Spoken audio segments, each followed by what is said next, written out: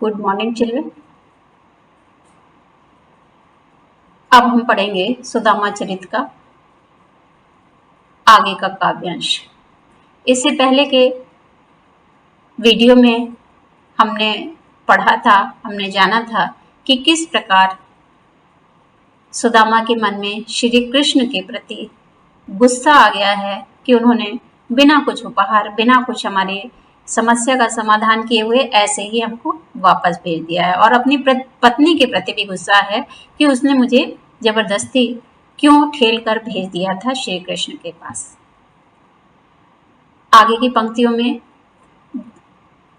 कवि ने उस समय का वर्णन किया है जब सुदामा अपने गांव पहुंचते हैं और वहां पर देखते हैं कि बिल्कुल बदला हुआ है, उनका गांव बिल्कुल बदल गया है। उनको कुछ समझ में नहीं आ रहा है कि वो कहाँ से कहाँ आ गए हैं। उनको लगता है कि कहीं ऐसा तो नहीं है वहां की शोभा और वहां की सुंदरता अपने गांव की देख करके कि वो कहीं फिर से द्वारका वापस तो नहीं आ गए हैं।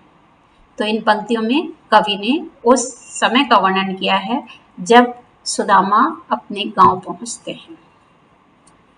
वैसोई राज समाज बने, गज बाजी घने मन संभ्रम छायो, कैंधु पर्यो कहूँ मारक भूल के, फैर के मैं अब द्वारिका आयो। भौन बिलोक बे कोमन लोचत, सोचत ही सब गांव मझायो। पूछत पांडे फिरे सब सो, पर झोपरी को कहूँ खोज ना पायो। बाजी माने घोड़ा, भौन माने आश्चर्य से। तो अपने मित्र कृष्ण से भेंट करके सुदामा खाली हाथ अपने गांव लौटते हैं। कृष्ण ने प्रत्यक्षता तो सुदामा को कुछ नहीं दिया, परंतु वास्तव में सुदामा को उन्होंने अपार संपदा दे दी थी, जिससे वो अनजान थे। वह सब कुछ देखकर चकरा जाते। तो जब वो अपने गांव पहुंचते हैं तो वैसे ही राजमहल देखते हैं, वैसे ही राज व्यवस्था देखते हैं। और क्या देखते हैं? हाथी देखते हैं, घोड़े देखते हैं, और उनके मन में भ्रम आ जाता है कि वो घबरा जाते हैं। वो सोचते हैं कि भ्रम आ जाता है कि वो क्या देख रहे हैं अपनी आंखों से। कैंधो प्रयोग कहूँ मार्ग भूल के, उन्हें लगता है कहीं मैं रास्ता तो भूल नहीं गया हूँ कि फिर लौटकर मैं द्वारका आ गया हूँ, क्योंकि वहां के उनके गांव की स्थिति कैसी थी? द्वारका की समानी थी। वैसे ही राजमहल थे वहां पर, वैसे ही हाथी थे, घोड़े थे, और उनके मन में भ्रम आ रहा है। वो अपने को समझा नहीं पा रहे हैं कि उनको समझ में नहीं आ रहा कि क्या हो रहा है। भौन बिलोके भी को मनलोचत, वो आश्चर्यचकित होकर के वहां राजमहल को देख रहे हैं, महलों को देख रहे हैं, वहां के भवनों को देख रहे हैं। सोचत ही सब गांव मझायो, जब वो आश्चर्यचकित होकर सब कुछ देख रहे हैं, वहां के भवन देख रहे हैं, वहां के महल देख रहे हैं, तो वो सोचते सोचते पूरे गांव में घूम करके आ जाते हैं। पूछत पांडे फिरे सब सो, सुदामा पांडे सबसे पूछते फिरते हैं। क्या पूछते हैं वो सारे गांव वालों से?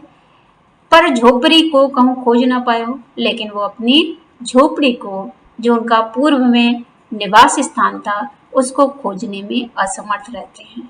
तो अपने गांव की, अपने निवास स्थल की जब वो सुंदरता देखते हैं, लौट कर आते हैं, अपने घर वापस आते हैं, वहां की सुंदरता देखते हैं, हाथी और घोड़े बंधे हुए देखते हैं, तो उनके मन में भ्रम आ जाता है। वो सोचते हैं कि कहीं मैं रास्ता भूल कर फिर से तो द्वारका में वापस नहीं आ गया, क्योंकि उनको अपने गांव की स्थिति द्वारका जैसी ही सुंदर दिखाई दे रही है।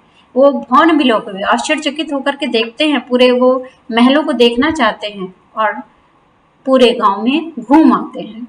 और सुदामा पांडे सबसे पूछते हैं, पर अपनी झोपड़ी को, जहां वो पहले रहते थे, उसको खोजने में असमर्थ रहते हैं। तो व्याख्या देखेंगे। सुदामा ने अपने गांव जाकर देखा कि वहां द्वारका जैसा ही ठाट बाट है, वैसी ही राज व्यवस्था है। वहां उसी प्रकार के हाथी घोड़े बंधे हैं जैसे द्वारका में थे। इससे उनके मन में भ्रम छा गया कि कहीं रास्ता भूल कर वो द्वारका तो वापस नहीं पहुंच गए। वहां भी द्वारका जैसे भव्य महल बने हुए थे। सुदामा के मन में उन भवनों को देखने का लालच आ रहा था। यही सोचकर उन्होंने पूरा गांव घूम डाला। सुदामा पांडे सबसे पूछते फिर रहे थे, पर फिर भी अपनी झोपड़ी को ढूंढने में असमर्थ रहते हैं।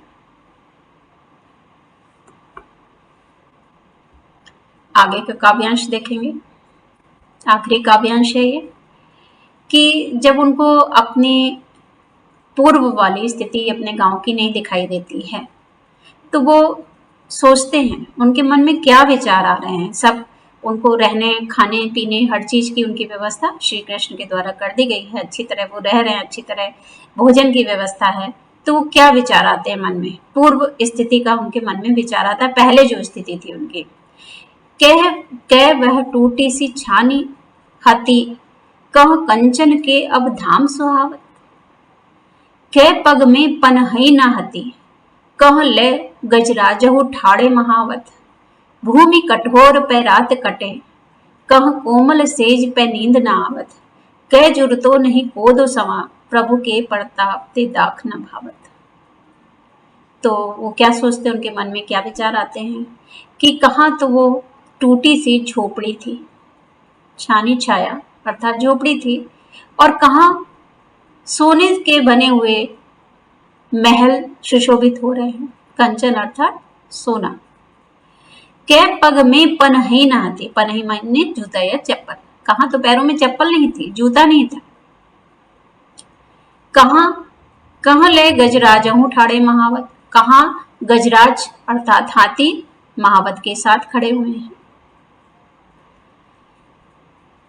अर्थात आप देखिए बिल्कुल महल की सी स्थिति है कि सोने के महल हैं और वहां पर हाथी खड़े हुए हैं, दरवाजे पर हाथी खड़े हुए हैं महावत के साथ।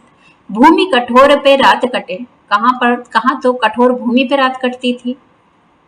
कहाँ कोमल सेज पे नींद न आवत, कहाँ कोमल बिस्तर पर, मुलायम बिस्तर पर नींद नहीं आती है।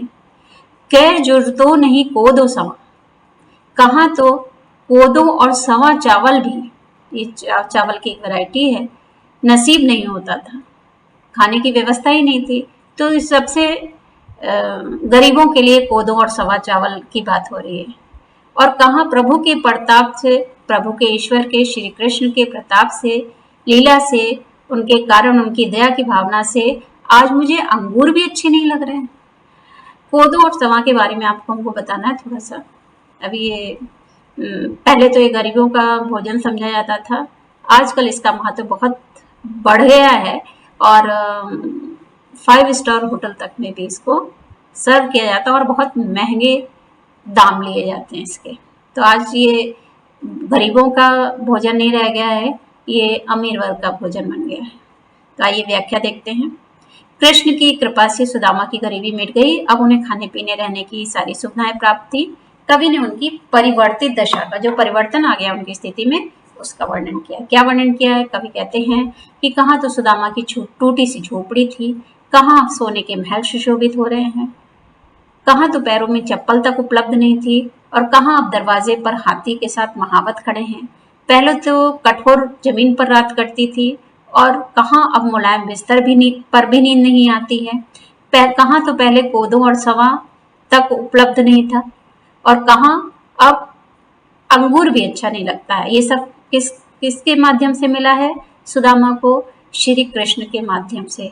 अपने उनकी, हमने बताया था आपको पहले के वीडियो में कि श्री कृष्ण और सुदामा की मित्रता आज तक प्रासंगिक है। जब भी मित्रता का उदाहरण दिया जाता है कि किसकी तरह मित्र होना चाहिए, तो श्री कृष्ण और सुदामा की मित्रता की ही बात होती है, जहां पर ना तो पद बीच में आया कि कोई राजा है कोई गरीब है, न पद बीच में आया, न गरीबी अमीरी बीच में आई, और ना ही श्री कृष्ण ने अपने बचपन के मित्र को भुलाया।